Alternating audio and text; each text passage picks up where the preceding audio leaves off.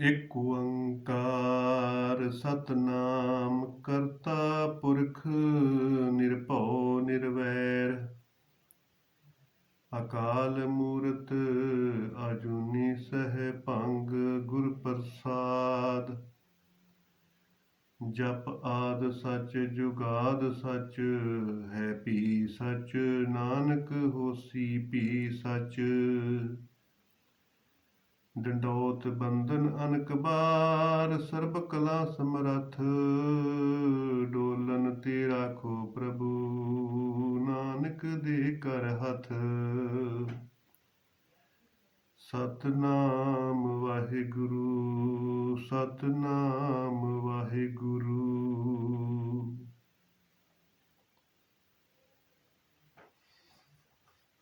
ਸਾਧ ਸੰਗਤ,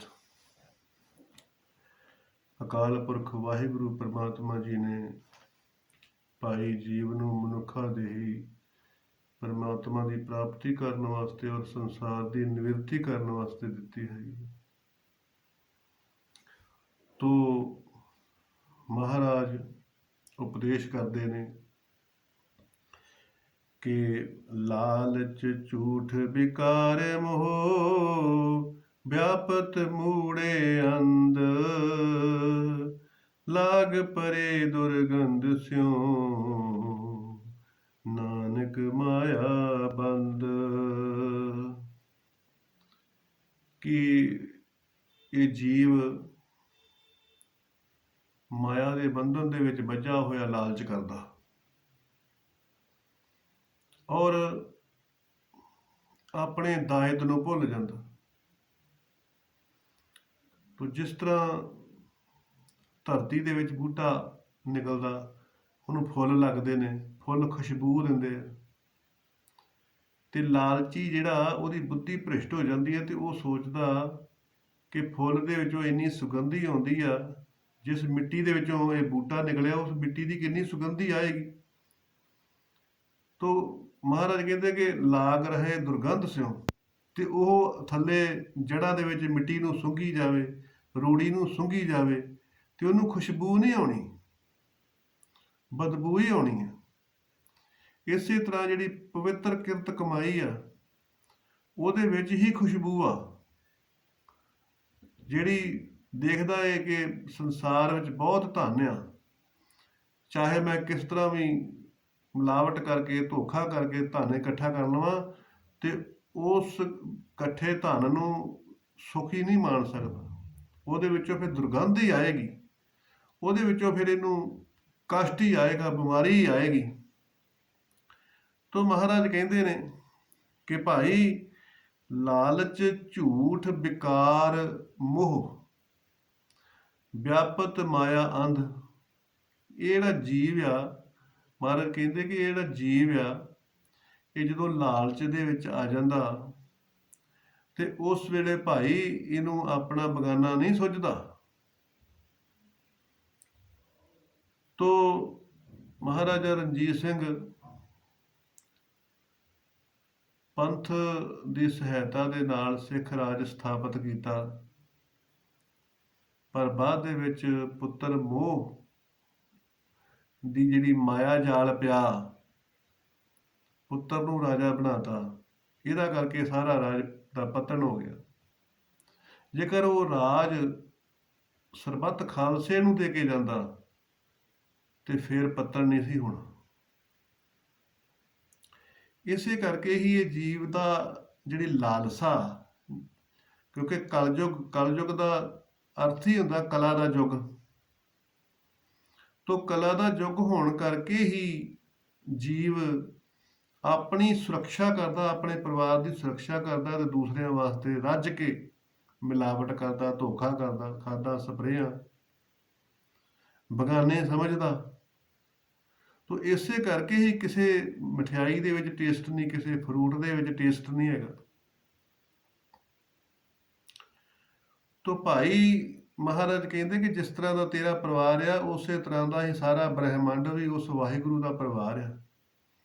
ਜਦੋਂ ਤੇਰੇ ਵਿੱਚ ਇਹ ਸਮੱਤ ਆ ਗਈ ਕਿ ਏਕ ਪਿਤਾ ਏਕ ਸਕੇ ਹਮ ਬਾਰਕ, ਤੇ ਫਿਰ ਉਸ ਵੇਲੇ ਤੇਰੇ ਘਰ ਦੇ ਵਿੱਚ ਸੁੱਖ ਆਏਗਾ। ਇਹ ਮਾਇਆ ਦਾ ਬੰਧਨ ਕਰਕੇ ਹੀ ਤੂੰ ਇਹ ਭਾਵ ਰੱਖਦਾ, ਜਿਹੜੀ ਕੁਮਤੀ ਰੱਖਦਾ। ਤੋ ਭਾਈ ਸਾਰੇ ਸੰਸਾਰ ਨੂੰ ਹੀ ਪਰਮਾਤਮਾ ਦਾ ਪਰਿਵਾਰ ਸਮਝ ਕੇ ਤੇ ਪਵਿੱਤਰ ਕਿਰਤ ਕਰ, ਕਿਉਂਕਿ ਕਿਰਤ ਤੋਂ ਤੇ ਵਿਛੜਿਆ, ਕਿਰਤ ਕਰਮ ਕੇ ਵਿਛੜੇ ਕਰ ਕਿਰਪਾ ਮੇਲੋ ਰਾਮ। ਖੋਟੀ ਕਿਰਤ ਕਰਕੇ ਹੀ ਤੇ ਪਰਮਾਤਮਾ ਤੋਂ ਵਿਛੜਿਆ, ਸੁੱਖ ਤੋਂ ਵਿਛੜਿਆ। ਤੋ ਮਹਾਰਾਜ ਕਹਿੰਦੇ ਕਿ ਸੱਚੀ ਕਿਰਤ ਕਰ, ਸੰਤੋਖ ਰੱਖ ਕੇ ਕਰ, ਸਿਦਕ ਰੱਖ ਕੇ ਕਰ, ਇਹਦੇ ਵਿੱਚ ਹੀ ਸਾਰੀਆਂ ਬਰਕਤਾਂ, ਇਹਦੇ ਵਿੱਚ ਹੀ ਸਾਰਾ ਸੁੱਖ ਪ੍ਰਾਪਤ ਹੋਏਗਾ। ਤੋ ਲਾਲਚ ਝੂਠ ਬਿਖੇ ਬਿਆਦਿਆ, ਦੇਹੀ ਮੈਂ ਬਾਸ। ਹਰ ਹਰ ਅੰਮ੍ਰਿਤ ਗੁਰਮੁਖ ਪੀਆ, ਨਾਨਕ ਸੁਖ ਨਿਵਾਸ। ਤੁਮਾਰਾ ਕਹਿੰਦੇ ਕਿ ਜਿਹੜਾ ਬੰਦਾ ਲਾਲਚੀ ਹੁੰਦਾ, ਉਹਨੂੰ ਵਿਆਧ ਕਹਿੰਦੇ ਨੇ ਸਰੀਰਕ ਬਿਮਾਰੀਆਂ ਨੂੰ। ਆਦਿ ਵਿਆਧੀ ਤੇ ਉਪਾਧੀ, ਤੀਨੇ ਤਾਪ ਨਿਵਾਰਨ ਹਾਰਾ, ਦੁਖ ਹੰਤਾ ਸੁਖ ਰਾਸ। ਤਾਂ ਕੋ ਬਿਗਨ ਕੋ ਲਾਗੇ ਜਾ ਕੀ ਪ੍ਰਭ ਆਗੇ ਅਰਦਾਸ। ਆਦਿ ਕਹਿੰਦੇ ਨੇ ਮਾਨਸਿਕ ਰੋਗ ਨੂੰ, ਵਿਆਧੀ ਕਹਿੰਦੇ ਨੇ ਸਰੀਰਕ ਬਿਮਾਰੀ ਨੂੰ, ਔਰ ਉਪਾਧੀ ਕਹਿੰਦੇ ਨੇ ਜਿਹੜੀ ਕੁਦਰਤੀ ਆਫਤ ਆਈ ਹੋਵੇ। ਤੋ ਕਹਿੰਦੇ ਕਿ ਜਦੋਂ ਤੂੰ ਲਾਲਚ ਕਰਦਾ, ਲਾਲਚ ਕਰਕੇ ਤੂੰ ਦੂਸਰਿਆਂ ਦਾ ਘਰ ਬਰਬਾਦ ਕਰਦਾ, ਦੂਸਰਿਆਂ ਨਾਲ ਧੋਖਾ ਕਰਦਾ, ਕਿਉਂਕਿ ਪਾਪਾ ਬਾਝੋ ਹੋਵੇ ਨਾ ਹੀ ਮੋਇਆ ਸਾਥ ਨ ਜਾਈ। ਜਿੰਨਾ ਚਿਰ ਮਿਲਾਵਟ ਨਹੀਂ ਕਰੇਗਾ, ਧੋਖਾ ਨਹੀਂ ਕਰੇਗਾ, ਠੱਗੀ ਨਹੀਂ ਮਾਰੇਗਾ, ਝੂਠ ਨਹੀਂ ਬੋਲੇਗਾ, ਉਹਨਾਂ ਚਿਰ ਇਹ ਇਕੱਠੀ ਨਹੀਂ ਹੋਣੀ। ਤੋ ਮਹਾਰਾਜ ਕਹਿੰਦੇ ਨੇ ਕਿ ਭਾਈ ਇਹਦੇ ਨਾਲ ਦੂਸਰਿਆਂ ਨੂੰ ਬਿਮਾਰੀ ਲੱਗਣ ਤੋਂ ਪਹਿਲਾਂ ਤੈਨੂੰ ਬਿਮਾਰੀ ਆਏਗੀ। ਜਦੋਂ ਤੇਰਾ ਸਰੀਰ ਬਿਮਾਰ ਹੋ ਗਿਆ ਤੇ ਤੇਰਾ ਮਨ ਆਪਣੇ ਆਪ ਹੀ ਬਿਮਾਰ ਹੋ ਜਾਣਾ। ਤੋ ਇਹੋ ਹੀ ਜਿਹੜੇ ਲਾਲਚ ਹੁੰਦਾ, ਲਾਲਚ ਦੇ ਨਾਲ ਜਿਹੜੀ ਵਿਰਕਤੀ ਆਉਂਦੀ ਆ, ਉਹਦੇ ਨਾਲ ਹੀ ਬਲੱਡ ਪ੍ਰੈਸ਼ਰ ਦੀ ਬਿਮਾਰੀ ਹੁੰਦੀ, ਇਹਦੇ ਨਾਲ ਹੀ ਬਲੱਡ ਸਰਕੂਲੇਸ਼ਨ ਖਰਾਬ ਹੁੰਦਾ, ਇਹਦੇ ਨਾਲ ਹੀ ਸਟ੍ਰੈਸ ਹੁੰਦਾ, ਇਹਦੇ ਨਾਲ ਹੀ ਸਰੀਰ ਦੀ ਜਿਹੜਾ ਤਾਪਮਾਨ ਆ ਉਹ ਇਨਬੈਲੈਂਸ ਹੁੰਦਾ, ਇਹਦੇ ਨਾਲ ਹੀ ਜਿਹੜਾ ਫੇਫੜਿਆਂ ਦਾ ਪਵਨ ਆ ਉਹ ਇਨਬੈਲੈਂਸ ਹੁੰਦੀ। ਤੋ ਇਹਦਾ ਕਰਕੇ ਹੀ ਸਰੀਰ ਦੇ ਵਿੱਚ 36 ਰੋਗ ਆਉਂਦੇ ਨੇ। ਤੋ ਇਸੇ ਕਰਕੇ ਹੀ ਮਹਾਰਾਜ ਕਹਿੰਦੇ ਨੇ ਕਿ ਭਾਈ ਦੇਹੀ ਦੇ ਵਿੱਚ ਵਾਸ, ਬਿਮਾਰੀਆਂ ਦੇਹੀ ਦੇ ਵਿੱਚ ਵਾਸ ਕਰ ਲੈਂਦੀਆਂ ਜਿਹੜਾ ਬੰਦਾ ਲਾਲਚੀ ਹੁੰਦਾ। ਤੋ ਹਮੇਸ਼ਾ ਹੀ ਇਹ ਸਾਰੇ ਸੰਸਾਰ ਨੂੰ ਇੱਕ ਪਰਿਵਾਰ ਸਮਝਣਾ ਚਾਹੀਦਾ, ਔਰ ਪਵਿੱਤਰਤਾ ਦੀ ਭਾਵਨਾ ਦੇ ਨਾਲ ਕਿਰਤ ਕਰਨੀ ਚਾਹੀਦੀ, ਔਰ ਦੂਸਰਿਆਂ ਨਾਲ ਵਿਵਹਾਰ ਕਰਨਾ ਚਾਹੀਦਾ। ਮਨ ਕਰਕੇ, ਬਚਨ ਕਰਕੇ, ਪਵਿੱਤਰਤਾ ਦੇ ਨਾਲ ਦੂਸਰਿਆਂ ਦੇ ਨਾਲ ਵਿਵਹਾਰ ਕਰਨਾ ਚਾਹੀਦਾ। ਲਾਲਚ ਵਸ ਹੋ ਕੇ ਝੂਠ ਫਰੇਬ ਦੇ ਨਾਲ ਦੂਸਰਿਆਂ ਦਾ ਨੁਕਸਾਨ ਨਹੀਂ ਸੋਚਣਾ ਚਾਹੀਦਾ, ਕਿਉਂਕਿ ਦੂਸਰਿਆਂ ਦਾ ਨੁਕਸਾਨ ਤੋਂ ਪਹਿਲਾਂ ਜੀਵ ਦਾ ਆਪਣਾ ਨੁਕਸਾਨ ਹੁੰਦਾ। ਤਾਂ ਬੁੱਧੀ ਹਰਨ ਹੋ ਜਾਂਦੀ ਹੈ। ਜਦੋਂ ਲਾਲਚੀ ਜੀਵ ਹੋ ਜਾਂਦਾ ਉਦੋਂ ਬੁੱਧੀ ਦਾ ਹਰਨ ਹੋ ਜਾਂਦਾ, ਔਰ ਬੁੱਧੀ ਦਾ ਹਰਨ ਹੋਣ ਕਰਕੇ ਹੀ ਇਹ ਸਾਰਾ ਕੁਝ ਨਾਸ਼ ਹੋ ਜਾਂਦਾ। ਤੋ ਮਹਾਰਾਜ ਕਹਿੰਦੇ ਨੇ ਕਿ ਹਰ ਹਰ ਅੰਮ੍ਰਿਤ ਗੁਰਮੁਖ ਪੀਆ, ਨਾਨਕ ਸੁਖ ਨਿਵਾਸ। ਕਿ ਜਿਸ ਗੁਰਮੁਖ ਪਿਆਰੇ ਨੇ ਹਰੀ ਵਾਹਿਗੁਰੂ ਪਰਮੇਸ਼ਰ ਪਰਮਾਤਮਾ ਜੀ ਦਾ ਨਾਮ ਰਸ ਪੀਤਾ, ਉਹ ਭਾਈ ਸੰਤੁਸ਼ਟ ਹੋ ਗਿਆ, ਉਹਨੂੰ ਸਿਦਕ ਆ ਗਿਆ, ਉਹਨੂੰ ਸੰਤੋਖ ਆ ਗਿਆ, ਉਹਦੇ ਘਰ ਦੇ ਵਿੱਚ ਸੁਖ ਸ਼ਾਂਤੀ ਆ ਗਈ। ਚਾਹੇ ਥੋੜਾ ਹੀ ਧਨ ਆ, ਥੋੜੇ ਹੀ ਪਦਾਰਥ ਆ, ਪਰ ਉਹਦੇ ਵਿੱਚ ਵੀ ਸੰਤੋਖ ਆ ਗਿਆ ਤੇ ਉਹਦੇ ਘਰ ਦੇ ਵਿੱਚ ਸੁੱਖ ਨੇ ਨਿਵਾਸ ਕੀਤਾ। ਲਾਲਚੀ ਦੇ ਘਰ ਦੇ ਵਿੱਚ ਦੁੱਖ ਨਿਵਾਸ ਕਰ ਜਾਂਦਾ, ਦੇਹੀ ਦੇ ਵਿੱਚ ਦੁੱਖ ਨਿਵਾਸ। ਔਰ ਗੁਰਮੁਖ ਜਿਹੜਾ ਸਿਦਕਵਾਨ ਆ, ਧੀਰਜਵਾਨ ਆ, ਸੰਤੋਖਵਾਨ ਆ, ਉਹਦੇ ਭਾਈ ਸਰੀਰ ਦੇ ਵਿੱਚ ਵੀ ਸੁੱਖ ਹੁੰਦਾ ਤੇ ਉਹਦੇ ਘਰ ਦੇ ਵਿੱਚ ਵੀ ਸੁੱਖ ਸ਼ਾਂਤੀ ਹੁੰਦੀ। ਤੇ ਇਹ ਅਕਾਲ ਪੁਰਖ ਵਾਹਿਗੁਰੂ ਪ੍ਰਮਾਤਮਾ ਜੀ ਨੇ ਜਿਹੜਾ ਜੀਵਨ ਦਿੱਤਾ, ਉਹਨੇ ਜੀਵਨ ਪਿਓਰ ਜੀਵਨ ਜੀਣ ਵਾਸਤੇ ਦਿੱਤਾ, ਨਾ ਕਿ ਮਿਲਾਵਟੀ ਜੀਵਨ ਕਿਸੇ ਦੇ ਪਿੱਛੇ ਲੱਗਣ ਕਰਕੇ ਜੀਵਨ ਜੀਣ ਵਾਸਤੇ ਦਿੱਤਾ। ਤੋ ਵਾਹਿਗੁਰੂ ਪ੍ਰਮਾਤਮਾ ਜੀ ਕਹਿੰਦੇ ਨੇ ਕਿ ਪ੍ਰਮਾਤਮਾ ਨੂੰ ਸੰਗ੍ਰਹਿ ਨਹੀਂ ਪ੍ਰਵਾਨ, ਪ੍ਰਵਾਹ ਪ੍ਰਵਾਨ ਹੈ। ਜਿਹੜੀ ਨਦੀ ਨਿਰਮਲ ਧਾਰਾ ਵਗਦੀ ਆ, ਉਹਦਾ ਜਲ ਨਿਰਮਲ ਹੁੰਦਾ, ਤੇ ਜਦੋਂ ਨਦੀ ਦੇ ਵਿੱਚੋਂ ਕੁਛ ਜਲ ਸਾਈਡ ਤੇ ਚਲਾ ਜਾਵੇ ਤੇ ਉਹ ਸਾਈਡ ਤੇ ਗਿਆ ਜਿਹੜਾ ਪਾਣੀ ਆ ਉਹ ਖਲੋ ਜਾਂਦਾ, ਤੇ ਉਹ ਪਾਣੀ ਫਿਰ ਖਰਾਬ ਹੋ ਜਾਂਦਾ। ਇਸੇ ਕਰਕੇ ਹੀ ਮਹਾਰਾਜ ਕਹਿੰਦੇ ਨੇ ਕਿ ਪ੍ਰਵਾਹ ਚੰਗਾ, ਜੋੜਨਾ ਬੁਰਾ।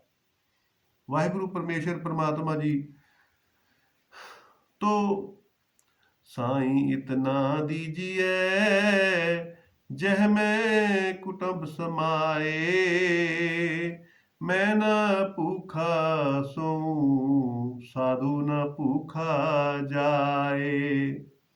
कहते अकाल पुरख वाहिगुरू परमात्मा जी इन्ना की ही दे दिओ कि जिन्ने के दे नाल मैं भी रज के सोवां और घर आया गया अभ्यागत वो भी रज के जावे। तो देखो सूरज आ धरती आ ये सदा ही परोपकार करते आ, ये वास्ते कभी कोई लालच नहीं करते। इन्हां दी कोई पूजा करे चाहे ना करे, लेकिन इन्हां ने कभी इच्छा नहीं की। धरती दे उत्ते एक फलदार दरख्त आ, वो फलदार दरख्त जदों फल लगा हुंदा ਤੇ ਸਾਰਿਆਂ ਨੂੰ ਪਾਣੀ ਦਿੰਦੇ ਆ, ਖਾਦ ਪਾਉਂਦੇ ਆ, ਰੂੜੀ ਪਾਉਂਦੇ ਆ, ਉਹਦੀ ਦੇਖਭਾਲ ਕਰਦੇ ਆ, ਪਰ ਜਦੋਂ ਫਲ ਤੋੜ ਲੈਂਦੇ ਆ ਤੇ ਉਦੋਂ ਉਹਦੇ ਕੋਲ ਕੋਈ ਨਹੀਂ ਜਾਂਦਾ, ਉਹਨੂੰ ਪਾਣੀ ਕੋਈ ਨਹੀਂ ਦਿੰਦਾ, ਉਹਦੀ ਦੇਖਭਾਲ ਕੋਈ ਨਹੀਂ ਕਰਦਾ। ਤੋ ਇਹ ਦੇਖ ਕੇ ਫਿਰ ਉਹ ਫਲਦਾਰ ਜਿਹੜਾ ਦਰਖਤ ਆ ਉਹਨੂੰ ਬਰਾਗ ਆ ਜਾਂਦਾ। ਤੇ ਦੇਖਿਆ ਹੋਵੇਗਾ ਕਿ ਜਦੋਂ ਫਲ ਟੁੱਟ ਜਾਂਦਾ ਤੇ ਸਰਦੀ ਦੇ ਵਿੱਚ ਫਿਰ ਪੱਤੇ ਖੱਟੇ ਹੋ ਜਾਂਦੇ ਆ, ਜਿਹਨੂੰ ਪੱਤਝੜ ਕਹਿ ਦਿੰਦੇ ਆ। ਤੋ ਮਾਨੋ ਕਿ ਉਹ ਦਰਖਤ ਨੇ ਪੀਲੇ ਵਸਤਰ ਧਾਰਨ ਕਰਕੇ ਸੰਨਿਆਸੀ ਹੋ ਗਿਆ। ਉਸ ਤੋਂ ਵੀ ਬਾਅਦ ਉਹਦਾ ਬਰਾਗ ਵੱਧ ਗਿਆ, ਤੇ ਜਦੋਂ ਜਨਵਰੀ ਫਰਵਰੀ ਆਉਂਦੀ ਉਦੋਂ ਪੱਤੇ ਵੀ ਝੜ ਜਾਂਦੇ ਆ, ਬਿਲਕੁਲ ਟਾਹਣੀਆਂ ਹੀ ਰਹਿ ਜਾਂਦੀਆਂ। ਤੋ ਮਾਨੋ ਵਸਤਰ ਵੀ ਲੈ ਕੇ ਦਿਗੰਬਰ ਹੀ ਹੋ ਗਿਆ। ਫਿਰ ਕੁਛ ਚਿਰ ਦਿਗੰਬਰ ਰਹਿੰਦਾ, ਤੇ ਜਦੋਂ ਫੱਗਣ ਚੇਤ ਦਾ ਮਹੀਨਾ ਆਉਂਦਾ ਫਿਰ ਕਰੂੰਬਲੀਆਂ ਨਿਕਲਦੀਆਂ, ਫਿਰ ਫਲ ਲੱਗਦਾ, ਫਿਰ ਖੁਸ਼ਬੂਦਾਰ ਫੁੱਲ ਲੱਗਦੇ ਨੇ, ਤੇ ਫਿਰ ਪਰਉਪਕਾਰ ਵੰਡਦਾ। ਇਸੇ ਤਰ੍ਹਾਂ ਹੀ ਮਹਾਰਾਜ ਕਹਿੰਦੇ ਨੇ ਕਿ ਭਾਈ ਜੇਕਰ ਸੰਸਾਰ ਤੋਂ ਤੈਨੂੰ ਕੋਈ ਬਰਾਗ ਹੋਇਆ ਤੇ ਥੋੜੇ ਚਿਰ ਵਾਸਤੇ ਉਪਰਾਮ ਹੋ ਜਾ, ਵਾਹਿਗੁਰੂ ਪ੍ਰਮਾਤਮਾ ਦੇ ਸ਼ਬਦ ਦੇ ਵਿੱਚ ਲੀਨ ਹੋ ਜਾ, ਉਸ ਤੋਂ ਬਾਅਦ ਫਿਰ ਆਪਣੀ ਸੱਚੀ ਕਿਰਤ ਆਪਣੇ ਪਰਉਪਕਾਰ ਤੇ ਲੱਗ ਜਾ। ਕਿਉਂਕਿ ਜੀਵ ਹੈ ਹੀ ਪ੍ਰਮਾਤਮਾ ਦੀ ਅੰਸ਼ਾ, ਤੇ ਪ੍ਰਮਾਤਮਾ ਦਾ ਸਭ ਤੋਂ ਨੇੜੇ ਦਾ ਪ੍ਰਚਾਰਕ ਹੈ। ਇਸ ਕਰਕੇ ਹੀ ਅਕਾਲ ਪੁਰਖ ਵਾਹਿਗੁਰੂ ਪ੍ਰਮਾਤਮਾ ਜੀ ਕਹਿੰਦੇ ਨੇ ਕਿ ਭਾਈ ਇੱਕ ਲਾਲਚੀ ਇੱਕ ਨਗਰ ਦੇ ਵਿੱਚ ਰਹਿੰਦਾ ਸੀ, ਤੇ ਉਸ ਲਾਲਚੀ ਨੂੰ ਪਤਾ ਲੱਗਾ ਕਿ ਨੇੜੇ ਨਗਰ ਦੇ ਵਿੱਚ ਇੱਕ ਸੰਤ ਜੀ ਆਏ ਆ। ਕਹਿੰਦਾ ਸੰਤਾਂ ਦੇ ਕੋਲ ਜਾਣਾ, ਕੋਈ ਵਸਤੂ ਲੈ ਕੇ ਆਉਣਾ ਜਿਹਦੇ ਨਾਲ ਧਨ ਹੋਰ ਬਣ ਜੇ। ਸੰਤਾਂ ਦੇ ਕੋਲ ਗਿਆ, ਮਹਾਰਾਜ ਕਿਰਪਾ ਕਰੋ, ਮੈਂ ਅਮੀਰ ਕਿੱਦਾਂ ਬਣਾ। ਹੈਗਾ ਲਾਲਚੀ ਸੀਗਾ, ਸੰਤਾਂ ਦੇ ਕੋਲ ਗਿਆ, ਕਹਿੰਦਾ ਮਹਾਰਾਜ ਮੈਂ ਅਮੀਰ ਕਿਵੇਂ ਬਣ ਸਕਦਾ। ਤੇ ਸੰਤਾਂ ਨੇ 4 ਦੀਪਕ ਦਿੱਤੇ ਤੇ ਆਖਿਆ ਭਾਈ ਇੱਕ ਦੀਪਕ ਤੂੰ ਪੱਛਮ ਵਾਲੇ ਪਾਸੇ ਨੂੰ ਲੈ ਕੇ ਜਾਵੀਂ, ਜਿੱਥੇ ਬੁੱਝ ਜਾਵੇ ਤੇ ਉੱਥੋਂ ਫਿਰ ਟੋਆ ਕੱਢੀ, ਤੈਨੂੰ ਧਨ ਮਿਲੂਗਾ। ਦੂਸਰਾ ਦੀਪਕ ਪੂਰਬ ਵਾਲੇ ਪਾਸੇ ਨੂੰ ਲੈ ਕੇ ਜਾਵੀਂ, ਜਿੱਥੇ ਦੀਪਕ ਬੁੱਝ ਗਿਆ ਉੱਥੋਂ ਪੱਟੀ ਤੇ ਬਹੁਤ ਧਨ ਨਿਕਲੂਗਾ। ਜਿਹੜਾ ਤੀਸਰਾ ਦੀਪਕ ਆ ਉਹਨੂੰ ਦੱਖਣ ਵਾਲੇ ਪਾਸੇ ਨੂੰ ਲੈ ਕੇ ਜਾਵੀਂ, ਤੇ ਜਿੱਥੇ ਦੀਪਕ ਬੁੱਝ ਗਿਆ ਉੱਥੋਂ ਤੈਨੂੰ ਧਨ ਪ੍ਰਾਪਤ ਹੋਏਗਾ। ਉਹਨੇ ਇਦਾਂ ਹੀ ਕੀਤੀ ਜਿਹੜਾ ਚੌਥਾ ਦੀਪਕ ਸੀਗਾ ਉਹਦੇ ਬਾਰੇ ਸੰਤਾਂ ਨੇ ਆਖਿਆ ਵੀ ਇਹਨੂੰ ਕਿਤੇ ਨਾ ਲੈ ਕੇ ਜਾਵੀਂ, ਇਹਦੀ ਰੋਸ਼ਨੀ ਦੇ ਵਿੱਚ ਤੂੰ ਪਾਠ ਕਰੀ, ਨਾਮ ਜਪੀ। ਉਹ ਹੁਣ ਲਾਲਚੀ ਸੀਗਾ, ਉਹਨੇ ਪਹਿਲਾ ਦੀਪਕ ਲਿਆ, ਪੱਛਮ ਵਾਲੇ ਪਾਸੇ ਨੂੰ ਚਲੇ ਗਿਆ। ਜਿੱਥੇ ਦੀਪਕ ਬੁਝਿਆ, ਪੱਟਿਆ ਤੇ ਦੇਖਿਆ ਕਿ ਵਿੱਚੋਂ ਤੇ ਸੋਨੇ ਦਾ ਸੰਦੂਕ ਨਿਕਲਿਆ। ਉਹ ਸੋਚਣ ਲੱਗਾ, ਕਹਿੰਦਾ ਚੱਲ ਕੋਈ ਨਹੀਂ, ਹਾਲੇ 3 ਦੀਵੇ ਹਾਲੇ ਹੈਗੇ ਆ, ਇਹ ਧਨ ਨੂੰ ਬਾਅਦ ਵਿੱਚ ਲੈ ਕੇ ਚੱਲਦਾ। ਜਦ ਨੂੰ ਦੂਸਰਾ ਦੀਪਕ ਲਿਆ, ਪੂਰਬ ਵਾਲੇ ਪਾਸੇ ਨੂੰ ਚਲੇ ਗਿਆ। ਜਿੱਥੇ ਦੀਪਕ ਬੁਝਿਆ ਤੇ ਪੱਟਿਆ ਤੇ ਥੱਲਿਓਂ ਬਹੁਤ ਸਾਰਾ ਵੱਡਾ ਇੱਕ ਸੋਨੇ ਦਾ ਘੜਾ ਨਿਕਲਿਆ। ਕਹਿੰਦਾ ਚਲੋ ਬਹੁਤ ਵਧੀਆ ਹੋ ਗਿਆ, ਇਹਨੂੰ ਬਾਅਦ ਵਿੱਚ ਲੈ ਕੇ ਜਾਊਂਗਾ।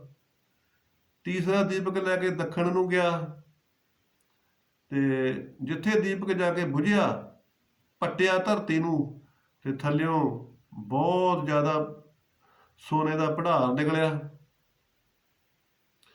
ਤੇ ਕਹਿੰਦਾ ਕਿ ਹੁਣ ਚੌਥਾ ਦੀਪਕ ਜਿਹੜਾ, ਇਹ ਸੰਤਾਂ ਨੇ ਮਨਾ ਕੀਤਾ, ਇਹ ਪਤਾ ਨਹੀਂ ਕੋਈ ਜ਼ਿਆਦਾ ਹੀ ਧਨ ਹੋਊਗਾ। ਉਹ ਚੌਥਾ ਦੀਪਕ ਲੈ ਕੇ ਤੇ ਉੱਤਰ ਵਾਲੇ ਪਾਸੇ ਨੂੰ ਚਲ ਗਿਆ, ਜਿਹਦੀ ਸੰਤਾਂ ਨੇ ਮਨਾਹੀ ਕੀਤੀ ਸੀਗੀ।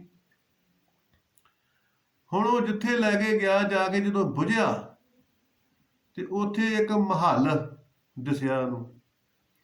ਉਸ ਮਹੱਲ ਦੇ ਵਿੱਚ ਜਦੋਂ ਵੜ ਗਿਆ ਤੇ ਕਈ ਕਮਰੇ ਦੇਖੇ ਆ ਕਿ ਸੋਨੇ ਦੇ ਭਰੇ ਹੋਏ, ਗਹਿਣਿਆਂ ਦੇ ਭਰੇ ਹੋਏ। ਅਖੀਰਲਾ ਕਮਰਾ ਜਿਹੜਾ ਸੀਗਾ, ਕਹਿੰਦਾ ਇਹਦੇ 'ਚ ਦੇਖਾਂ। ਜਦੋਂ ਉਹਦੇ 'ਚ ਵੜਿਆ ਤੇ ਉਹਦੇ ਵਿੱਚ ਇੱਕ ਬਜ਼ੁਰਗ ਚੱਕੀ ਪੀਣ ਦਿਆ ਸੀਗਾ। ਤੇ ਉਹ ਚੱਕੀ ਪੀਣ ਵਾਲਾ ਜਿਹੜਾ ਬਜ਼ੁਰਗ ਸੀਗਾ, ਉਹ ਦੇਖ ਕੇ ਹੱਸਣ ਲੱਗ ਪਿਆ। ਤੇ ਲਾਲਚੀ ਕਹਿੰਦਾ ਕਿ ਬਜ਼ੁਰਗੋ ਤੁਸੀਂ ਕੌਣ ਆ, ਚੱਕੀ ਕਾਹਤੋਂ ਪੀਂਦੇ ਆ? ਤੇ ਉਹ ਬਜ਼ੁਰਗ ਕਹਿਣ ਲੱਗਾ ਕਿ ਮੈਂ ਵੀ ਤੇਰੇ ਵਾਂਗੂ ਲਾਲਚੀ ਸੀਗਾ ਤੇ ਲਾਲਚ ਦੇ ਵਸ ਮੈਂ ਫਸ ਗਿਆ ਤੇ ਹੁਣ ਮੈਂ ਉਦੋਂ ਦਾ ਚੱਕੀ ਪੀਣ ਦਿਆ ਵਾਂ ਤੇ ਮੈਨੂੰ ਹੋ ਗਈ ਮੁਕਤੀ ਤੇ ਮੈਂ ਹੁਣ ਆਜ਼ਾਦ ਹੋ ਕੇ ਚੱਲਿਆ ਵਾਂ ਤੇ ਹੁਣ ਇਹ ਚੱਕੀ ਤੂੰ ਪੀਣੀ ਹੈ ਤੇ ਚੱਕੀ ਛੱਡਣੀ ਨਹੀਂ ਗੀ। ਜਦੋਂ ਚੱਕੀ ਤੂੰ ਛੱਡ ਦਿੱਤੀ, ਉਦੋਂ ਹੀ ਜਿਹੜਾ ਮਹੱਲ ਹੈ ਤੇਰੇ ਤੇ ਡਿੱਗ ਪੈਣਾ। ਤੇ ਕਹਿੰਦਾ ਛੁਟਕਾਰਾ ਕਦੋਂ ਹੋਊਗਾ? ਕਹਿੰਦਾ ਛੁਟਕਾਰਾ ਉਦੋਂ ਹੋਊਗਾ ਜਦੋਂ ਲਾਲਚੀ, ਇੱਕ ਹੋਰ ਲਾਲਚੀ ਆਊਗਾ ਤੇ ਤੂੰ ਉਹਨੂੰ ਚੱਕੀ ਫੜਾ ਕੇ ਤੂੰ ਆਜ਼ਾਦ ਹੋਏਗਾ। ਹੁਣ ਉਹ ਬਜ਼ੁਰਗ ਜਿਹੜਾ ਸੀਗਾ, ਉਹ ਚੱਕੀ ਛੱਡ ਕੇ ਚਲੇ ਗਿਆ ਤੇ ਚੱਕੀ ਜਿਹੜੀ ਸੀ ਹੁਣ ਲਾਲਚੀ ਨੂੰ ਦੇਤੀ। ਲਾਲਚੀ ਨਾਲੇ ਤੇ ਚੱਕੀ ਪੀਂਦਾ ਤੇ ਨਾਲੇ ਦੁਖੀ ਹੁੰਦਾ, ਪਛਤਾਉਂਦਾ ਕਿ ਮੈਂ ਇੰਨਾ ਲਾਲਚੀ ਸੀਗਾ, ਬਹੁਤੇ ਨੂੰ ਪਿਆ ਤੇ ਥੋੜੇ ਤੋਂ ਵੀ ਗਿਆ। ਇਸ ਕਰਕੇ ਦੁਖੀ ਹੁੰਦਾ ਵਾ, ਆਪਣੀ ਕਿਸਮਤ ਨੂੰ ਪਛਤਾਉਂਦਾ। ਤੋ ਮਹਾਰਾਜ ਕਹਿੰਦੇ ਨੇ ਕਿ ਭਾਈ ਲਾਲਚ ਨਾ ਕਰ। ਜੋ ਵਾਹਿਗੁਰੂ ਪਰਮੇਸ਼ਰ ਪ੍ਰਮਾਤਮਾ ਜੀ ਨੇ ਤੈਨੂੰ ਦਿੱਤਾ, ਉਹਦੇ ਤੇ ਸਿਦਕ ਰੱਖ, ਉਹਦੇ ਤੇ ਸੰਤੋਖ ਰੱਖ ਤੇ ਜੋ ਕੁਝ ਵੀ ਮਿਲਿਆ ਉਹਦੇ ਵਿੱਚੋਂ ਹੀ ਤੈਨੂੰ ਦੁੱਧ ਪ੍ਰਾਪਤ ਹੋਵੇਗਾ, ਸੁਖ ਪ੍ਰਾਪਤ ਹੋਵੇਗਾ। ਲਾਲਚ ਵਸ ਅਰਬ ਖਰਬ ਮਾਇਆ ਮਿਲੇ, ਸੁਤੇ ਅਸਤ ਕੋ ਰਾਜ, ਤੁਲਸੀ ਹਰ ਕੇ ਨਾਮ ਬਿਨ ਸਭੇ ਨਰਕਾ ਸਾਜ। ਕਹਿੰਦੇ ਇਹ ਸਭ ਨਰਕਾਂ ਦਾ ਸਾਜ ਆ, ਇਹਦੇ ਪਿੱਛੇ ਨਾ ਲੱਗ। ਅਕਾਲ ਪੁਰਖ ਵਾਹਿਗੁਰੂ ਪਰਮਾਤਮਾ ਜੀ ਦਾ ਨਾਮ ਜਪ, ਦਸਾਂ ਨੌਹਾਂ ਦੀ ਪਵਿੱਤਰ ਕਿਰਤ ਕਰ ਤੇ ਇਹਦੇ ਵਿੱਚ ਹੀ ਬਰਕਤ ਆ। ਆਪਣਾ ਜੀਵਨ ਜਿਹੜਾ ਉਹ ਅਜਾਈ ਨਾ ਖਰਾਬ ਕਰ। ਤੋ ਫਿਰ ਉਹ ਸੰਤ ਕਹਿਣ ਲੱਗੇ ਕਿ ਭਾਈ ਇਸੇ ਤਰ੍ਹਾਂ ਹੀ ਇੱਕ ਪੁਰਸ਼ ਨੂੰ ਇੱਕ ਕੁਕੜੀ ਮਿਲੀ ਤੇ ਕੁਕੜੀ ਰੋਜ਼ ਹੀ ਸੋਨੇ ਦਾ ਆਂਡਾ ਦਿੰਦੀ ਸੀ। ਹੁਣ ਉਹ ਜਿਹੜਾ ਲਾਲਚੀ ਸੀਗਾ, ਉਹ ਕੁਕੜੀ ਦੇ ਪਿੱਛੇ ਪਿੱਛੇ ਫਿਰੇ। ਜਦੋਂ ਆਂਡਾ ਦੇਵੇ ਕੁਕੜੀ ਦੇ, ਆਂਡਾ ਲੈ ਕੇ ਤੇ ਬਾਜ਼ਾਰ ਚਲੇ ਜਾਵੇ, ਬਾਜ਼ਾਰ ਜਾ ਕੇ ਤੇ ਉਹਨੂੰ ਵੇਚੇ, ਵੇਚ ਕੇ ਤੇ ਨਸ਼ਾ ਪੱਤਾ ਖਾਵੇ। ਵੈਲੀ ਹੋ ਗਿਆ ਲਾਲਚੀ। ਤੇ ਹੁਣ ਜਦੋਂ ਨਸ਼ਾ ਖਾਣ ਲੱਗ ਪਿਆ ਤੇ ਬੁੱਧੀ ਭ੍ਰਿਸ਼ਟ ਹੋ ਗਈ। ਜਿਤ ਮੀਤੇ ਜਿਤੇ ਪੀਤੇ ਮਤ ਦੁਰਮਤ ਹੋਵੇ, ਮਤ ਵਿਸਰ ਗਈ। ਤੇ ਸੋਚਣ ਲੱਗਾ ਕਿ ਰੋਜ਼ ਦਾ ਇੱਕ ਇੱਕ ਆਂਡਾ ਵਾਸਤੇ ਮੈਂ ਪਿੱਛੇ ਪਿੱਛੇ ਫਿਰਦਾ ਵਾਂ ਮੁਰਗੀ ਦੇ। ਕਿਉਂ ਨਾ ਹੋਵੇ ਕਿ ਮੁਰਗੀ ਦੇ ਵਿੱਚੋਂ ਇੱਕੋ ਵਾਰੀ ਸੋਨੇ ਦੇ ਆਂਡੇ ਸਾਰੇ ਕੱਢ ਕੇ ਤੇ ਵੱਡਾ ਅਮੀਰ ਹੋ ਜਾ। ਉਹਨੇ ਮੁਰਗੀ ਲਈ ਤੇ ਮੁਰਗੀ ਵੱਢ ਦਿੱਤੀ। ਜਦੋਂ ਮੁਰਗੀ ਨੂੰ ਵਿੱਚੋਂ ਫੋਲਿਆ ਦੇ ਵਿੱਚੋਂ ਕੁਛ ਵੀ ਨਾ ਨਿਕਲਿਆ। ਹੁਣ ਦੁਖੀ ਹੋ ਗਿਆ, ਕਹਿੰਦਾ ਮੁਰਗੀ ਵੀ ਗਈ ਤੇ ਆਂਡਾ ਵੀ ਗਿਆ। ਇਸੇ ਤਰ੍ਹਾਂ ਹੀ ਭਾਈ ਇਹ ਅਕਾਲ ਪੁਰਖ ਵਾਹਿਗੁਰੂ ਪ੍ਰਮਾਤਮਾ ਜੀ ਨੇ ਜਿਹੜੀ ਮਨੁੱਖਾ ਦੇਹੀ ਦਿੱਤੀ ਹੈ ਨਾ, ਇਹ ਮੁਰਗੀ ਆ, ਔਰ ਇਹਦੇ ਵਿੱਚ ਜਿਹੜੇ ਸਵਾਂਸ ਨੇ ਉਹ ਸੋਨੇ ਦੇ ਆਂਡੇ ਆ। ਇੱਕ ਇੱਕ ਸਵਾਂਸ ਜਿਹੜਾ ਜਾ ਰਿਹਾ ਇਹ ਸੋਨੇ ਦੇ ਆਂਡੇ ਵਾਂਗੂ, ਇਹਨਾਂ ਦੀ ਕੋਈ ਕੀਮਤ ਨਹੀਂ ਗੀ। ਜੇਕਰ ਇਹਨਾਂ ਸਵਾਸਾਂ ਦੀ ਕੀਮਤ ਨਹੀਂ ਤਾਂ ਕਹਿੰਦੇ ਬਾਅਦ ਵਿੱਚ ਪਛਤਾਏਗਾ, ਕਿਉਂਕਿ ਬੈਠਤ 12 ਚਲਤ 18 ਸੋਵਤ ਬੀਤੇ 30 ਮੈਥਨ ਮੇ 64 ਬੀਤੇ ਕਿਉਂ ਨਾ ਭਜੇ ਜਗਦੀਸ਼। ਬੈਠਿਆ 12 ਸਵਾਸ 1 ਮਿੰਟ ਦੇ ਵਿੱਚ ਖਪਤ ਹੁੰਦੇ ਆ, ਤੁਰੇ ਫਿਰਦੇ 18 ਸਵਾਸ 1 ਮਿੰਟ ਵਿੱਚ ਖਪਤ ਹੁੰਦੇ ਆ, ਤੇ ਸੁੱਤਿਆਂ 30 ਸਵਾਸ 1 ਮਿੰਟ ਵਿੱਚ ਖਪਤ ਹੁੰਦੇ ਆ। ਤੋ ਕਹਿੰਦੇ ਆ ਕਿ ਵਿਸ਼ੇ ਵਿਕਾਰਾਂ ਦੇ ਵਿੱਚ 64 ਸਵਾਸ 1 ਮਿੰਟ ਵਿੱਚ ਖਪਤ ਹੁੰਦੇ ਆ। ਤੋ ਜਿੰਨੇ ਅਕਾਲ ਪੁਰਖ ਵਾਹਿਗੁਰੂ ਪ੍ਰਮਾਤਮਾ ਜੀ ਨੇ ਸਵਾਸ ਦਿੱਤੇ ਆ, ਉਨੇ ਹੀ ਸਵਾਸ ਮਿਲਣੇ ਆ, ਵੱਧ ਨਹੀਂ ਮਿਲਣੇ। ਪਰ ਜੇਕਰ ਉਹਨਾਂ ਸਵਾਸਾਂ ਨੂੰ ਲਾਲਚ ਵਸ ਸਾੜਿਆ ਤੇ ਉਹ ਸਵਾਸ ਜਿਹੜੇ ਹੈਗੇ ਆ ਉਹ ਬਹੁਤ ਤੇਜ਼ ਗਤੀ ਦੇ ਵਿੱਚ ਸਮਾਪਤ ਹੋ ਜਾਣਗੇ। ਤੇ ਜੇ ਉਹਨਾਂ ਸਵਾਸਾਂ ਨੂੰ ਧੀਰਜ ਦੇ ਨਾਲ ਭੋਗਿਆ, ਸ਼ਾਂਤੀ ਦੇ ਨਾਲ ਸੇਵਾ ਕਰਦਿਆਂ, ਸਿਮਰਨ ਕਰਦਿਆਂ, ਦਾਨ ਕਰਦਿਆਂ, ਪੁੰਨ ਕਰਦਿਆਂ, ਦਇਆ ਕਰਦਿਆਂ, ਪਰਉਪਕਾਰ ਕਰਦਿਆਂ, ਸੱਚੀ ਕਿਰਤ ਕਰਦਿਆਂ, ਭਲਾ ਕਰਦਿਆਂ ਜੇਕਰ ਉਹਨਾਂ ਸਵਾਸਾਂ ਨੂੰ ਭੋਗਿਆ ਤੇ ਭਾਈ ਬਹੁਤ ਲੰਮੀ ਉਮਰ ਹੋਵੇਗੀ, ਔਰ ਤੇਰਾ ਲੋਕ ਵੀ ਸੁਖੀ ਹੋ ਜੂ ਤੇ ਪਰਲੋਕ ਵੀ ਸੁਹੇਲਾ ਹੋ ਜੂਗਾ। ਤੋ ਇਸ ਕਰਕੇ ਮਹਾਰਾਜ ਅਕਾਲ ਪੁਰਖ ਵਾਹਿਗੁਰੂ ਪ੍ਰਮਾਤਮਾ ਜੀ ਉਪਦੇਸ਼ ਕਰਦੇ ਨੇ ਕਿ ਭਾਈ ਜਾਂ ਕੋ ਆਏ ਸੋਈ ਬਿਹਾਜੋ, ਹਰ ਗੁਰ ਤੇ ਮਨਹਿ ਬਸੇਰਾ। ਨਿਜ ਘਰ ਮਹਿਲ ਪਾਵੋ ਸੁਖ ਸਹਿਜੇ, ਬੌਰ ਨ ਹੋਏਗੋ ਫੇਰਾ। ਅੰਤਰ ਜਾਮੀ ਪੁਰਖ ਬਿਤਾਤੇ, ਸ਼ਰਧਾ ਮਨ ਕੀ ਪੂਰੇ। ਨਾਨਕ ਦਾਸ ਇਹ ਸੁਖ ਮੰਗੇ, ਮੋਕੋ ਕਰ ਸੰਤਨ ਕੀ ਧੂਰੇ। ਜਿਸ ਵਖਰ ਕੋ ਲੈਣ ਤੋਂ ਆਇਆ, ਰਾਮ ਨਾਮ ਸੰਤਨ ਕਰ ਪਾਇਆ। ਜਿਸ ਵਾਹਿਗੁਰੂ ਪ੍ਰਮਾਤਮਾ ਦੀ ਪ੍ਰਾਪਤੀ ਲੈਣ ਵਾਸਤੇ ਤੂੰ ਸੰਸਾਰ ਦੇ ਵਿੱਚ ਆਇਆ ਸੀ, ਉਹੀ ਪ੍ਰਮਾਤਮਾ ਦੀ ਪ੍ਰਾਪਤੀ ਹੀ ਤੇਰਾ ਮੁੱਖ ਹੋਣਾ ਚਾਹੀਦਾ, ਦਿਲ ਦੇ ਵਿੱਚ ਹੋਣਾ ਚਾਹੀਦਾ, ਭਾਵ ਹੋਣਾ ਚਾਹੀਦਾ। ਤੇ ਤਾਂ ਹੀ ਭਾਈ ਤੇਰਾ ਜੀਵਨ ਸਫਲ ਆ, ਤੇ ਨਹੀਂ ਤੇ ਫਿਰ ਤੇਰਾ ਜੀਵਨ ਬੇਕਾਰ ਆ, ਕੋਈ ਫਾਇਦਾ ਨਹੀਂ ਆਏਗਾ ਇਹਦਾ। ਬਿਨ ਪੂਜੇ ਭਸਟੋਰ ਆ। ਤੋ ਅਕਾਲ ਪੁਰਖ ਵਾਹਿਗੁਰੂ ਪ੍ਰਮਾਤਮਾ ਜੀ ਇਹੋ ਹੀ ਉਪਦੇਸ਼ ਕਰਦੇ ਨੇ ਕਿ ਭਾਈ ਪ੍ਰਾਪਤ ਮਾਨੁਖ ਦੀ ਹੁਰੀਆ, ਗੋਬਿੰਦ ਮਿਲਣ ਕੀ ਇਹ ਤੇਰੀ ਬਰੀਆ। ਇਹੋ ਹੀ ਤੇਰਾ ਅਵਸਰ, ਇਹੋ ਹੀ ਤੇਰੀ ਬਾਰ, ਘਟ ਭੀਤਰ ਤੂੰ ਦੇਖ ਵਿਚਾਰ। ਕਹਿਤ ਕਬੀਰ ਜੀਤ ਕੇ ਹਾਰ, ਬਹੁਤ ਜਿੱਦ ਕਰੇ ਪੁਕਾਰ ਪੁਕਾਰ। ਕਹਿੰਦੇ ਇਹ ਉਮਰ ਜਿਹੜੀ ਤੇਰੀ ਹੈ ਨਾ, ਜੀਵਨ ਮਨੁੱਖਾ ਦੇ ਹੀ ਵਾਹਿਗੁਰੂ ਪ੍ਰਮਾਤਮਾ ਜੀ ਨੂੰ ਮਿਲਣ ਵਾਸਤੇ ਮਿਲੀ ਆ। ਲੇਕਿਨ ਮਾਇਆ ਦੇ ਪਿੱਛੇ ਜਦੋਂ ਲੱਗੇਗਾ ਤੇ ਉਦੋਂ ਫਿਰ ਆਪਣੇ ਦਾਇਤ ਤੋਂ ਦੂਰ ਹੋ ਜਾਵੇਗਾ। ਤੋ ਇਸ ਕਰਕੇ ਭਾਈ ਸਤ ਸੰਗ ਕਰ, ਨਾਮ ਜਪ, ਸੇਵਾ ਕਰ, ਭਲਾ ਕਰ, ਸੰਤੋਖ ਰੱਖ, ਜੀਵਨ ਦੇ ਵਿੱਚ ਸਿਦਕ ਰੱਖ, ਤੇ ਸਾਰੇ ਬ੍ਰਹਿਮੰਡ ਨੂੰ ਇੱਕੋ ਵਾਹਿਗੁਰੂ ਦਾ ਪਰਿਵਾਰ ਸਮਝ ਕੇ ਵਿਵਹਾਰ ਕਰ। ਇਹਦੇ ਨਾਲ ਲੋਕ ਸੁਖੀਏ, ਪਰਲੋਕ ਸੁਹੇਲੇ। ਨਾਨਕ ਹਰ ਪ੍ਰਭ ਆਪੇ ਮੇਲੇ। ਨਾਨਕ ਨਾਮ ਚੜ੍ਹਦੀ ਕਲਾ, ਤੇਰੇ ਭਾਣੇ ਸਰਬੱਤ ਦਾ ਭਲਾ। ਸਤਨਾਮ ਵਾਹਿਗੁਰੂ, ਸਤਨਾਮ ਵਾਹਿਗੁਰੂ।